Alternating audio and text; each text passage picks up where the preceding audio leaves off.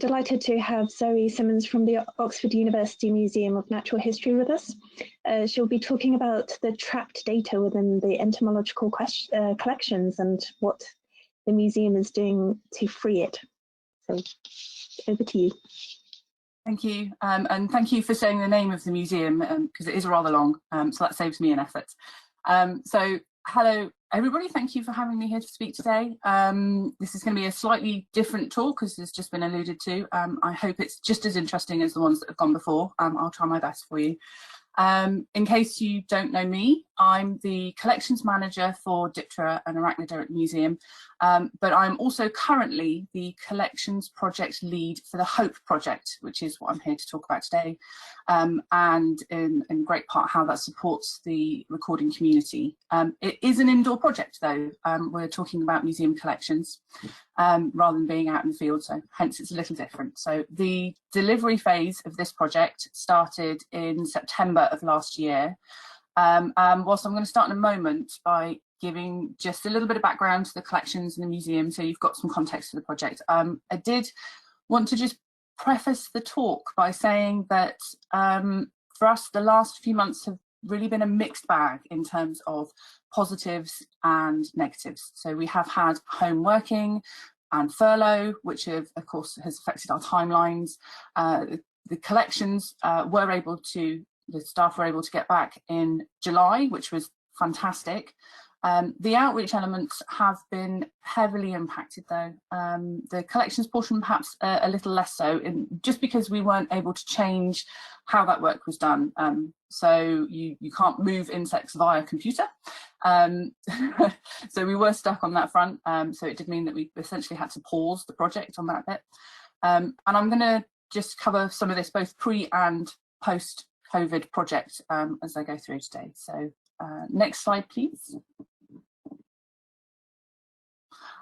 So here we go. Here's a bit of background to the museum. So it opened in 1860, and we have, of course, been adding to the collections ever since. We are now looking at over 160 years worth of material from numerous donors. The total entomological collections holds about 5 million specimens. About 1 million of those are British, and that's the portion of the collections that this project is running on. That might seem quite daunting, I guess, when you're considering the numbers that we're dealing with. But this is what happens with insects. Collections build up; they're quite large. I think it is worth saying at this point that as an organisation, we don't do much in the way of modern recording. Individual staff members can sometimes be found out in the field, which we all do enjoy, but largely we are facilitators for other people's efforts. We get a lot of visitors wanting to use the collections for identification purposes or to extract data on the species that they're researching, which is lovely. We love having people in to use the collections. And I just wanted to highlight though that we have always had this strong focus on supporting wildlife and natural history community, specifically in the entomology department. We try and do this by providing space, so desk space for free, access to resources such as books and journal publications. We have an excellent library, which people can use as well when they come in to visit. We try and make sure we have good, trustworthy reference collections. And we provide expertise both on those collections themselves and with identifications. We do a lot of informal teaching and training, as well as our more formal things that we do for the university. We host many organisations for events. Pre-COVID, we would try to do about 3, maybe 4 of these a year, which is really all we had capacity for. Coleopterist Day, though, is one of our highlights. It's a really fun one that we do, which is run just by us from the museum. It's a really nice social event. Wherever possible, we try and make all of these events free in some way. We try and host them for free. If we do charge for something, which we might charge members of the public for, say, a hosted identification course, The aim there is really just so that we can pay our tutors and make them cost neutral for the museum. We're not looking to make money from any of this. And in the last decade, this has really become embedded in the museum's strategic plan. But until recently, we were really limited in what was actually achievable given the restraints of our own space and our own collections that they placed on us. We've always wanted to do more. So next slide, please. So here's the British entomology collections. As I mentioned, it has built up over the last 160 years. Our oldest specimen is over 300 years old, so it's a huge longitudinal data set. In the late 20th century, a lot of work was done by collection staff to arrange the British collections material. They are now, they were arranged and amalgamated into systematic arrangements. This is the draw on the left that you can see. They are beautifully arranged, and it was a huge labour of love on their part. What didn't happen, unfortunately, as part of this process, though, was any collection of any kind of fine-grained data. So we have good summary records for the collections, but not much more than that. We don't really hold any digital records, and as many of you, all of you will know, databasing these things is very labour intensive. So when you're dealing with these numbers of specimens, you know, 1 million specimens, the museum just doesn't have the resource for this kind of work to do all of that. So it ends up being quite a piecemeal approach, and then data management becomes a nightmare. You end up with lots of individual spreadsheets, and yeah, finding things again just becomes a bit of a problem. We are very lucky that in recent years we have got a new collections management system that we are now able to put all of this information into. Next slide, please. And I'm going to apologise for the dog barking in the background, because she will not be quiet, will she? So here we are. Here's our data scene, though, at the museum. The amount of information stored in this collection is just, it's phenomenal.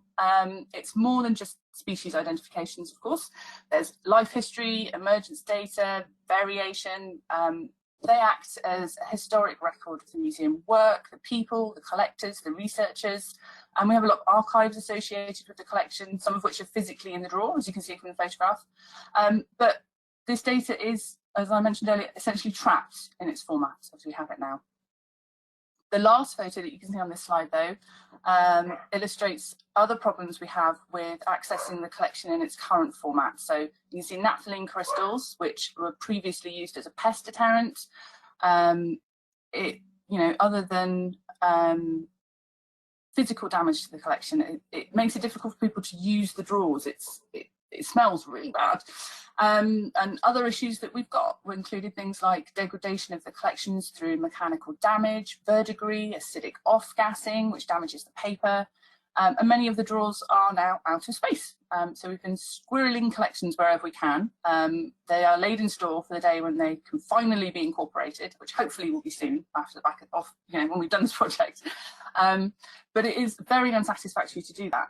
We don't want to put things into deep storage. It makes them completely inaccessible.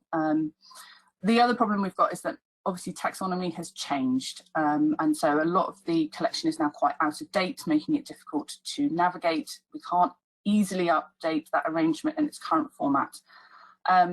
So the upshot of all of this is that the collection was in danger of essentially losing its relevance to the entomological community. So next slide, please. So here we have it. So here, this is where the Hope Project came from and why it was conceived of. So we decided that this was very much, though, this was one of the go big moments.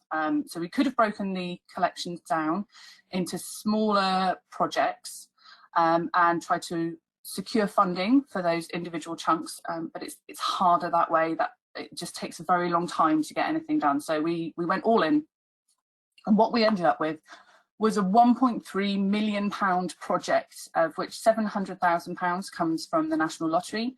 And as I said earlier, we're now almost a year into our delivery phase.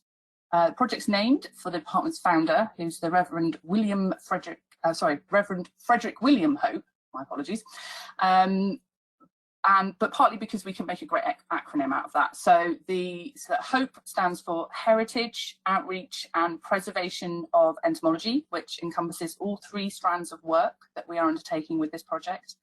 I'm going to mention my colleagues now in the public engagement team, because I think COVID and lockdown things was really hardest for them.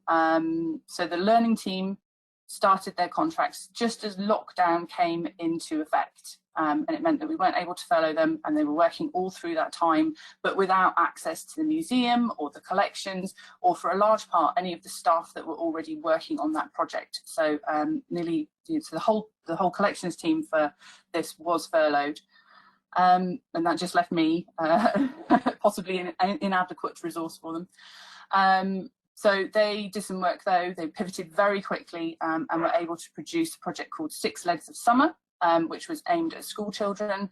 And they did a lot of work with schools to work on home learning resources so that they could do online school delivery. The H, just so you know, because it's important for the end of the project, referring to the heritage, also encompasses the room that the collections are currently stored in. That's going to be refurbished so that we have greater capacity to host groups and people. It's going to be flexible, it'll have microscopes, it's going to be a great teaching and lecture space, it will be hireable. We can do things as a museum, but also other groups will be able to use that space, which is going to be really nice. And of course, it's great for social distancing. So if this carries on for much longer, we'll be able to cope with that as well. Next slide, please. So here's the Move a Million portion. So this is the collections part of the project. We have a team of 5 who are dedicated full-time to moving that collections material, including an apprentice, which is very exciting. This part of the project is currently scheduled to finish end of July 2021. They did have about 5 weeks of home working, as I've mentioned. Luckily, we anticipated this, so we were able to send photographs of the drawers home with the team, and they sat and typed up the collections labels from those images, which was something. But it did mean that when they came back after furlough, those labels were ready to go, and they were able to pick the project up really quite quickly, which was really nice. All of the work that they are undertaking using new materials, new storage, are aimed to solve those problems that I mentioned earlier. It's all interchangeable, has built-in expansion space, so we won't be in the same situation again in X number of years down the line. So we will have a really nice, usable collection at the end of their work, which is going to be phenomenal. And it's really hoped that that sets up a positive feedback loop. So people use the collections because they're easy to use. Collections are relevant, which means that it's easier for us to get funding for them, and that means further improvements to the collection, and then more people use the collection. So, and that's any collection across the building. So from the museum's perspective, this is really valuable, and it helps create that upward spiral of work with collections. Next slide, please. So the other thing that the project does involve is a lot of volunteers. We really wanted to get people engaged with the collection. Obviously, we haven't been able to do much of that during COVID. We are looking now at ways to move work online, so it's digital. But we're still working on this. We do hope to be able to get some people back on site at some point soon. In phase 1 of the funding, we did have a brilliant team of dedicated volunteers who sat and listed our collections for us and counted all the specimens.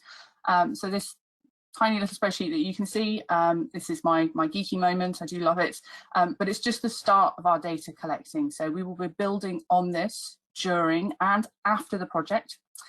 So each drawer will be photographed as it's completed as well. So this and that basic data that you're looking at that the volunteers have captured will be uploaded into the museum's collection management system, which is another newish resource for us, but it's brilliant because it means everything goes in one place, and that links through to our collections online web portal.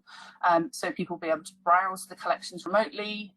We want them to be accessible to the widest possible audience, so not everybody can visit to study, and even if you just have limited time, this will allow people to prepare beforehand. Once the data is in the CMS, the other great thing is that we'll be able to build on those basic records. So as more data is extracted at a specimen level, we can expand the records, we can fix extra info to them. Previously, we didn't really have anywhere to put this information, so that's great. It will all be in one place and it'll be searchable. And it's a real step change for us. And once we have that data, we can start feeding it out into other organisations and people and through other portals. So we'll be able to really just spread this 160 years worth of history, which is really amazing. Next slide, please. I just wanted to touch very quickly. The collections team are involved in the outreach, although we do have a separate learning officer team. There is a lovely overlap. We have a number of collections specific events that we have to do. We managed to squeeze some in pre-lockdown, and hopefully we'll be able to pick these back up once the space in the Westwood room, which is where the collections are held, is cleared out, so that we've got that room for social distancing. The engagement element was really just aimed at getting people interested in insects in the first instance, sorry, but also an element of getting them interested in museums and collections and introducing them to the ways that they can engage with the natural world, which of course includes recording. How can it not, really? So most excitingly though, during those events, we were able to open up the move element of the collection and give people an opportunity to have a go themselves. So we sat them down, we gave them specimens and labels and this kind of thing. Museums never normally do this. This is a kind of sector-leading thing, really. It's quite innovative. It's a little scary, perhaps, as well. We do think we're going to be able to carry on with this in our upcoming events, which is really nice. So we will have to do a lot of quarantine to keep things safe for everybody, but it does mean that we won't lose that important element of the project. And I have to say, actually, what we found after running this was that the biggest problem we actually had was not so much in getting people to engage with the collections, it was getting them to stop. So the last time we ran an event, we had 53 people sit and move specimens. Nobody wanted to do just one specimen. Everybody wanted to carry on going, and that was then the difficult thing, was to sort of say, well, we have a bit of a queue building, can I gently move you on? But it was wonderful because it means that there's lots of appetite from the general public to engage in the work and in collections, which was really nice to see. Next slide, please. So future improvements. So as you probably realised by this point, there's still a lot of work that can be done with the collections once this project has ended.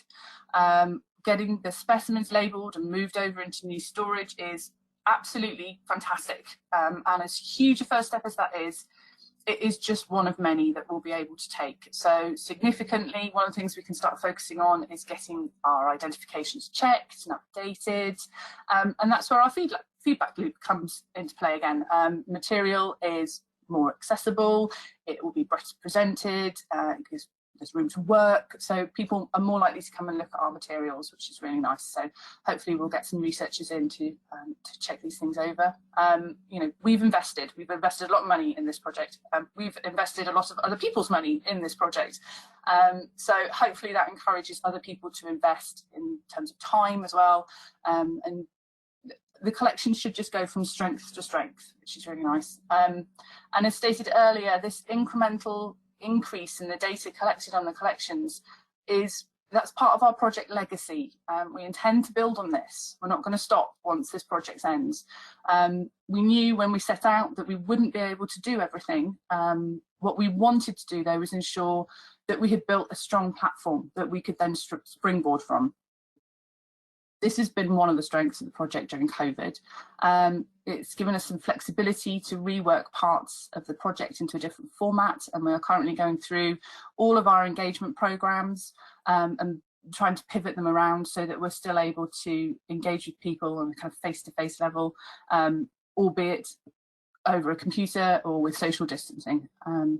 Next slide, please. So I'm just going to start wrapping up now, and I just wanted to touch on something I'm really quite passionate about when it comes to museums. and many of you may have heard me rant about this a little bit in the past, because I really honestly believe that museums are conduits, and one of the things that we can really be good at as facilitators is to act as a kind of through pipe for information. We teach, but we also host. We help form a community around us. We are a hub, but things go from one side to the other. So many of the conversations that we have had with people about this project had lead to questions about what can they do, how can they get involved, and people are interested in the doing. They're interested in positive action. So it is a big part of this project, and we as an organisation really want to maintain this interest. We want to help inspire our next generation of scientists. In fact, we want to inspire all current generations of people to be interested in science and have it be accessible to them.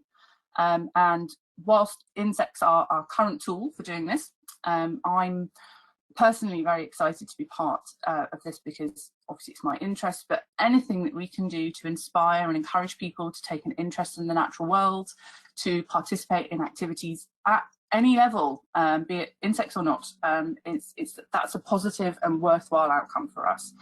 So we do spend a lot of time signposting people on to other places as part of our work. Next slide, please.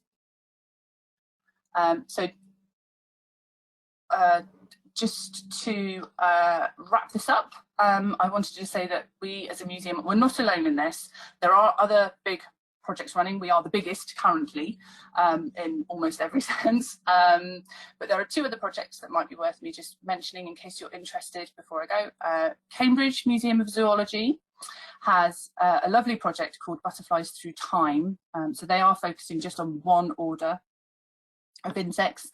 That project aims to engage people with the natural world, with an environmental change, both past and present. They're going to link their historical zoological specimens with modern conservation initiatives. So it's British, it has a very local focus, and they're linked with active conservation work in the Fens, so it's really nice. Another entomological project, which has taken a slightly different tack, but is another fabulous one because they are really looking at this science capital investment, is at Leeds Museum and Galleries. They have a project called Dead Inspiring, which is just a brilliant name. But that one's designed to inspire the next generation of female scientists and conservationists, and show that entomology is a subject for everyone. So that's a nice subject just to tie up on, please. So next slide, please. So thank you for listening. I hope you found that interesting. I need to do a big shout out to our biggest sponsor, the National Lottery Heritage Fund, and to any of you, anyone who's listening, who buys a lottery ticket. Thank you very much indeed. It is much appreciated. Thank you. If there's any questions, I can take them now. Oh, thank you very much. That's lovely. And I really loved your dog in the background. It's probably contradicting you all the way through, saying, no, it's not true. It's not true. Yeah, no, she's been quiet all morning as well. Time to shine. It's lovely. She's beautiful.